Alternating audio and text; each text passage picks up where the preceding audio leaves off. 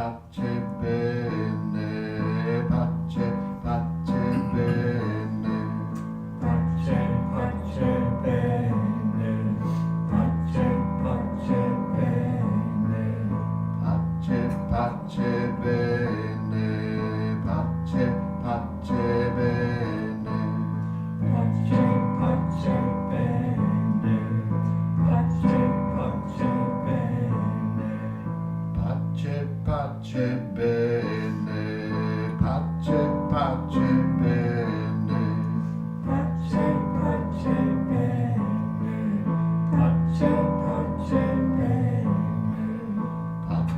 pace, pace bene, pace, pace bene, pace, pace bene, pace, pace bene, sia a tutti, sia a tutti, sia a tutti,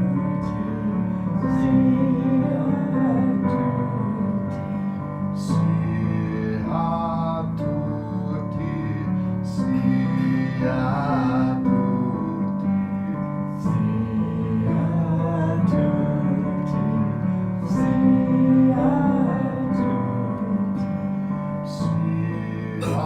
tutti, sia a tutti, sia a tutti, sia a tutti,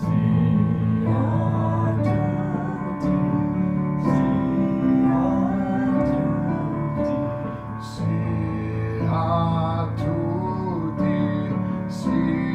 sia a tutti, sia a tutti, sia a tutti, pace bene, pace bene, pace e bene, pace e bene, pace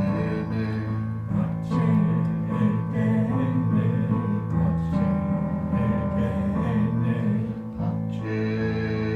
pace bene, pace e bene, pace e bene, pace bene, pace bene, pace e bene, pace e bene, pace bene, pace bene, pace e bene, pace e bene. pace bene, pace bene, Pace e bene,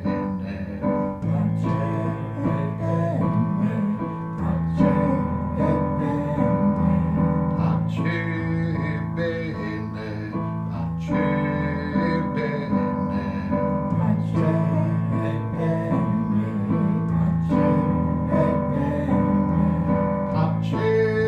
bene, pace bene, pace e bene, pace e bene, pace bene, pace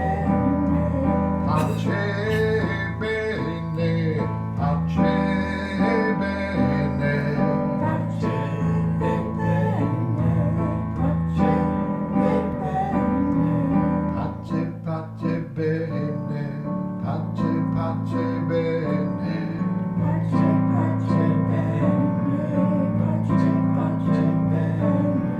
pace, pace bene, pace, pace bene, pace, pace bene, pace, pace bene,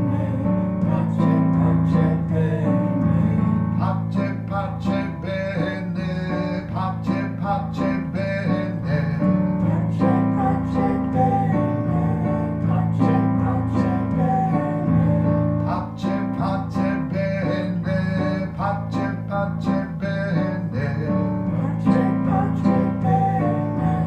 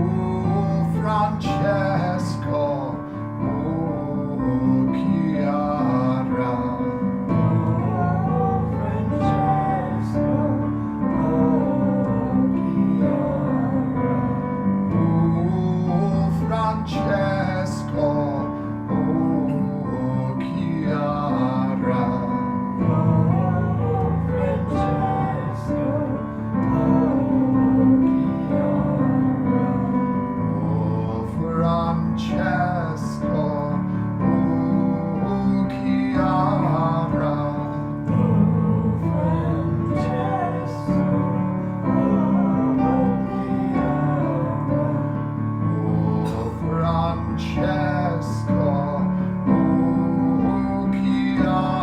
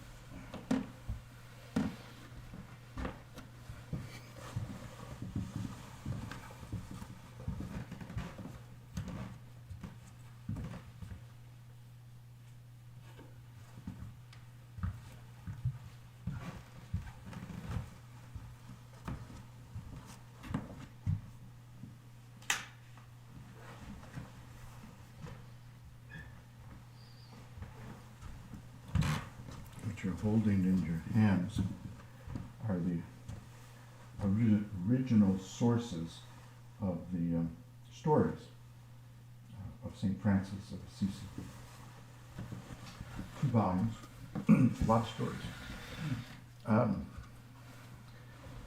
If you want to get a sense of St. Francis, the song we just sang, Pace e bene, peace and good, those were his words that he sang as he walked through the streets of Assisi, and any village in his community would walk through begging for bread or whatever they needed. And so a lot of the stories come down and are found in these 2 volumes. So if you could pass them around, people get a weight, get a sense of the weightiness of the book. So I thought for tonight we might just honor St. Francis. And we sang his song.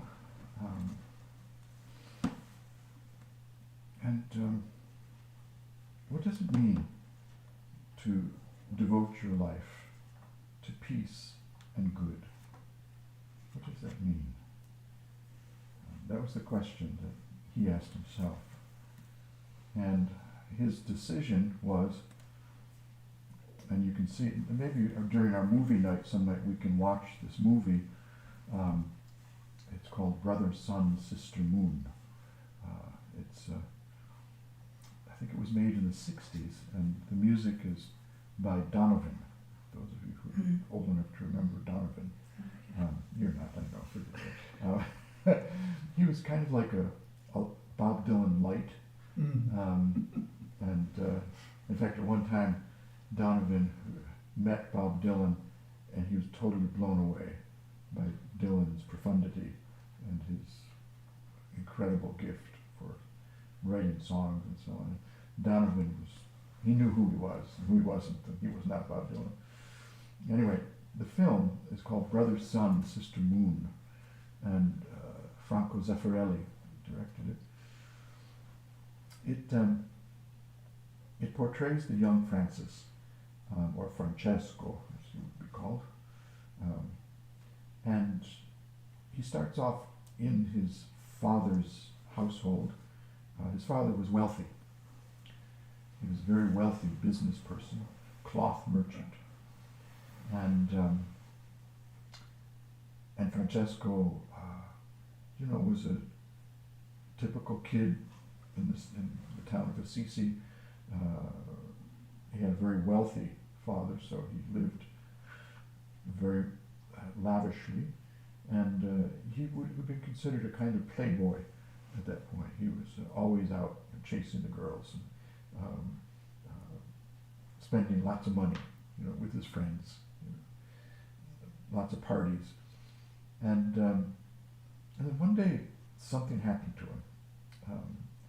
Nobody really knows exactly what, but something happened to him, and he decided that he needed meaning and purpose to his life. So, in his mind, at that time, the best way to do that was to fight for the good, right? And that meant crusades. So he was in a very Christianized world, where to defend Christianity was the thing, right? So he was going to go off and fight the heathen in a crusade. His career was short-lived. He was wounded. He fell off his horse. He got lost. And Zeffirelli portrays it really beautifully, I think, in the film. And he ends up back home, and he's very sick. So, and I think he was captured as well, if I'm not mistaken. He was captured and put in some kind of dungeon where his health declined, because not really good for your health to be in a dungeon for very long. Anyway, he made it home finally. He was released, and he had time to think about what does it mean to devote your life to peace and good. And this time, instead of going off and trying to kill the heathen, he decided to give his father's wealth away. So the scene in the movie is, he's up in the tower where his father's cloth business is, and he's just grabbing things off the rack, and he's throwing them out the window to people in the village. Here, have it. It's all worthless. This is not what life is about, he's saying, and whoosh, and all the beautiful cloth comes flowing down. People are grabbing it, and yay, more. Anyway, Dad comes home and sees his son. It would be kind of like if one of Elon Musk's children got access to his digital fortune and just downloaded it into the various good causes around the world. Can you imagine that? Suddenly Elon Musk wakes up one day and he's penniless. Anyway, it was a shock to his father, and so his father beat him and locked him in the basement where he could do no more harm. Enter Francesco's mom, who of course loved her son and did not want to see him locked up in the basement, and she let him out.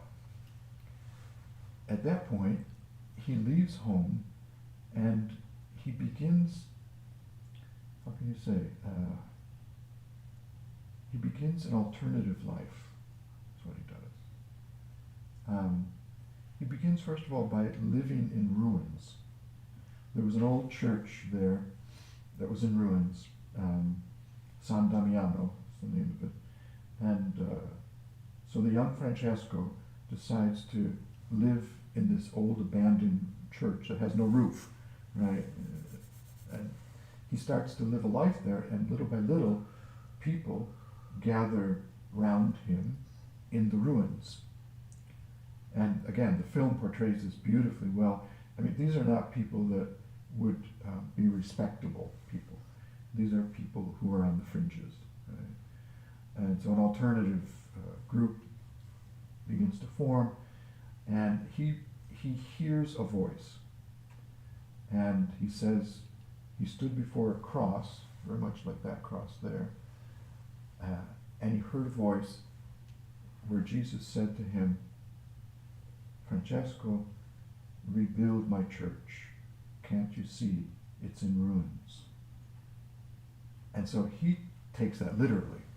So he begins literally stone by stone rebuilding the church like a mason would do it, And he does that, and the people gather, and they have great singing and drumming, and joy and peace and community and all that good stuff. And little by little, he begins to realize that it's more than a literal commandment from Jesus. It's a commandment to build the people that are called his church, right? Because the church had become, like it always does, corrupt. And so they no longer cared about the gospel for the most part. It was, who could dress better, who could, make more money, who could impress people, and so on. So one day, Francis finds himself in a church, a typical Catholic mass, you could say. And he, in the middle of it all, he cries out one word, and he says, "No, no." And everybody stops, and they know who he is. He's the rich kid, down the block. His dad is the cloth merchant. He got in trouble, but now he's disrupting society in a big way. It's one thing to throw your dad's cloths out, but it's another to stand up in the holy place and say no to it. So he becomes a radical at that point, for sure. And one thing leads to another, and his father brings him up on charges. Okay? Hauled before the bishop, actually, who functioned as a political, not just religious leader. And so he's brought up on charges, and he's forced to appear in the courtyard and face his father and the bishop. And of course the townspeople love a good show, so they show up. And he's asked why he did what he did. You know, why did he waste his father's wealth? And what are you doing with your life? You know, and his response is very simple. He said, "I want to be free."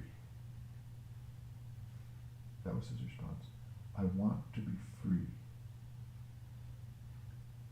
And nobody expected what happened next. But he stripped naked in the courtyard, because he was wearing his father's clothes still, you know. So he stripped naked, and he stood there, and he gathered up his clothes, and he gave them to his father, and he said to his father, "I am no longer your son." And he walks out of the courtyard, buck naked, into the woods, back to San Damiano, I'm guessing. Well, that was pretty wild. People in town had never seen anything like that. You know, what that began was a movement, what would you call it?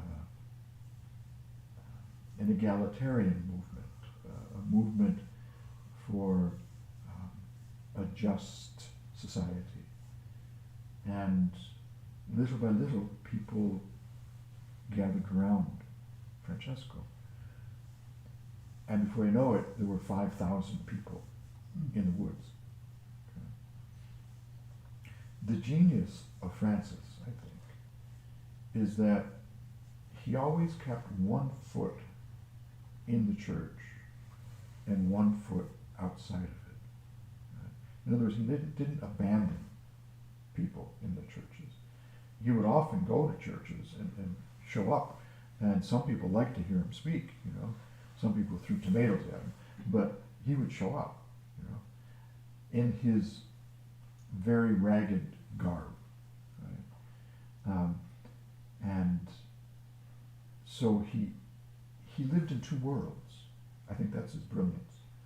And a lot of people today are suffering and suffocated in churches. Okay? They just are. And part of the problem is they don't know what to do. Right? Because they have both feet in what amounts to a very small theological box, you could say. A very cramped space, right? Intellectually, emotionally, metaphorically, and every way. And so they're in it with both feet. And I think what Francis is saying, one of the things anyway, to people today is step outside. Do a little hokey pokey. You know, put the right foot out, you know, left foot in, so that you're holding two worlds together. You're not abandoning either world, but you're drawing nourishment from the world that you can draw nourishment from. And at the same time, you're giving nourishment to a world that needs it. So there's always this, what's the source of my nourishment? And for Francis, it was community in the woods. It really was. And he would sing, a beautiful singing voice, I understand, and he would sing in the towns. He would walk with his community in the towns, begging for food. And that was his life. That was his life. He died a young person, really, in his 40s.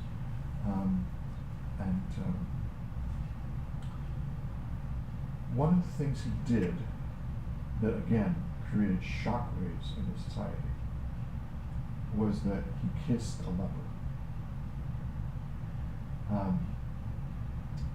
As you know, lepers at that time, and even still today, are considered untouchable. Right? Definitely back then. And so Francis had an abhorrence of people who were not pretty. As a young guy, he was a handsome young guy, and he hung out with beautiful women and so on. But as he began to evolve and change, he realized that he was the leper, and to cut himself off from them was to cut himself in two. And so he would visit leper communities, and he would spend time there, and he would bathe their wounds, and he would sing. And some people feel that one of the reasons his life ended so soon was that he contracted leprosy. But that was something that sent shockwaves through the society. He touched the untouchables and became, in a sense, an untouchable himself. The other thing that really disrupted people in many ways was that during the Crusades, he went to the heathen, a sultan, made a trip, made a little pilgrimage, and had tea with the sultan, and did not try to convert him. This would have been a Muslim. Did not try to convert him to Christianity. In fact, he just hung out with him and became friends. And the two of them became really good friends. And that changed him, which in turn challenged the society he was living in, which was all about trying to convert people to this or that. He died a young person, I say, in his 40s. But before he died, in the stories there you'll read about the stigmata. Francis, some people believe, was so close to Jesus and had this beautiful, mysterious, deep relationship with the risen Jesus that he wanted to soothe the wounds of Jesus, you can imagine. Right? And so he prayed, that he could experience the suffering of Jesus and take it away from Jesus and bear it himself. The story says that prayer was answered when he received what's called the stigmata, the marks of the crucifixion, his hands, his feet, and his side. So, toward the end of his life, the story says that he stopped a war in heaven. He couldn't walk anymore. He would refer to his body as Brother Ass. Francis was very down to earth, right? I mean, some people wanted to revere him, and he said, bugger off, basically. He said, don't revere me. I can still father a child. You know what he's saying. He's just a human being. Everything a human being has and does. But near the end of his life, there was about to be a war between Assisi and Perugia, a nearby town. And Francis got wind of this. He was an old 40-something by this time. Couldn't walk, and soon would be dead. But when he heard about this impending war between the two towns,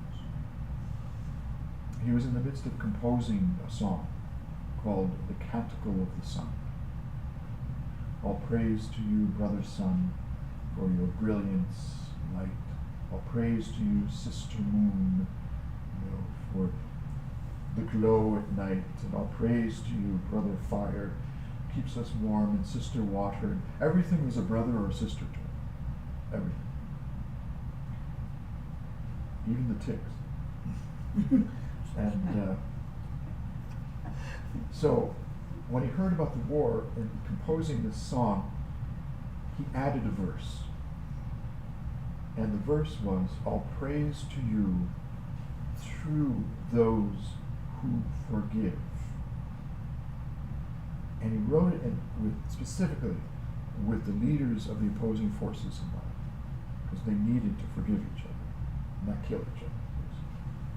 So he arranged for his community to carry him on a pallet, as it's called, because he couldn't walk, to carry him into the town square. And I wonder if it's the same town square where he emerged buck naked, left the community, who knows.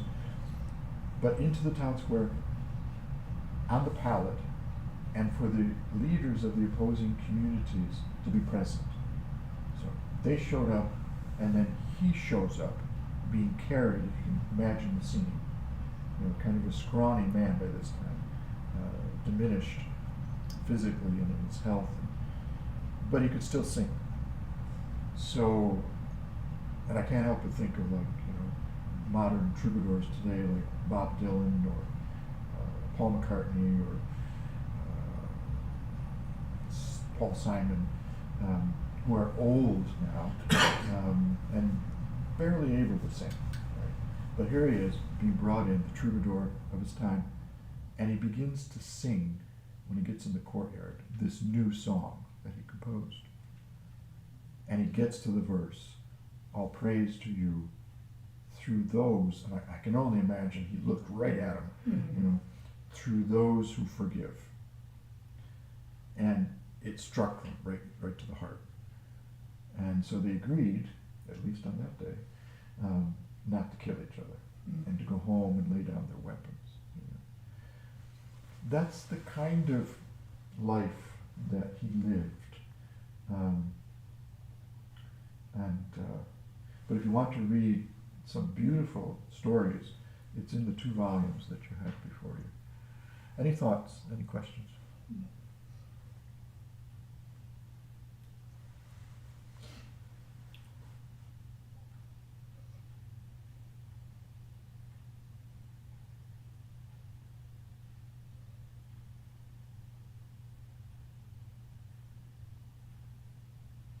We'll close with a song.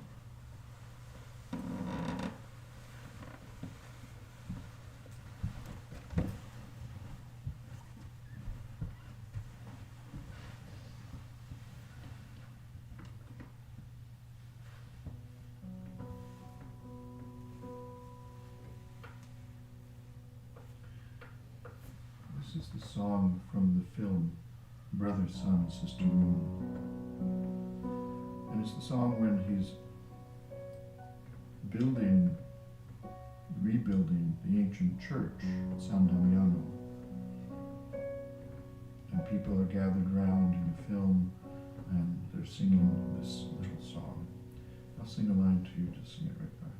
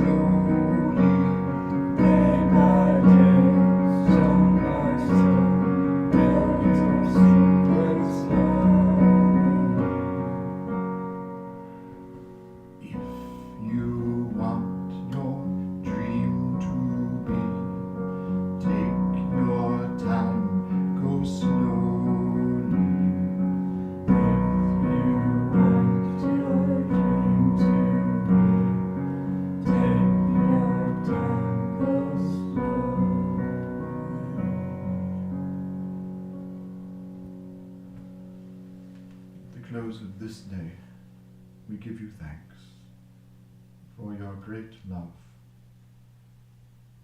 for all people everywhere. May we, like Francis, be a channel for that love, for that peace, for that joy. May it be so.